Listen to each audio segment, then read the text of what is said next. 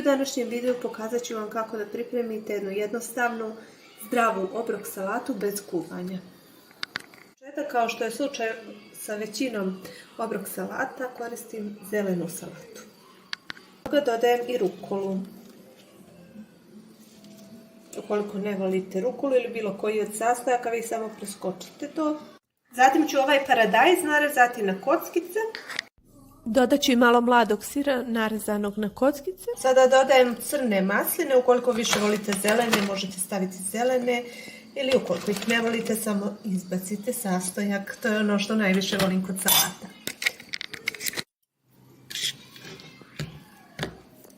Za preliv dodajem kašiku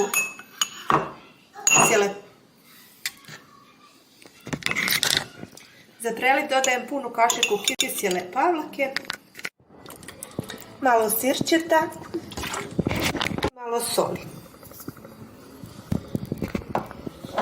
Sve ove sastojke samo promiješajte. Preliv jednostavno dodam ovoj obrok salati. Na kraju dodajem i parmezan. Ja volim puno parmezana. Ukrasit ćemo sa ovom jednom maslinom i to bi bilo to. Ovo su sastojci za jednu osobu, mada nisam mnogo ni pričala o količinama. Sve je to dosta proizvoljno.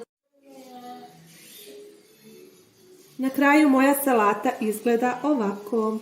Ja obožavam obrok salate, nadam se da ih i vi volite, ujedno su i zdrave i ukusne. Uz ovu salatu još ću i prepečeni hljeb i to bi bilo to za ovaj video.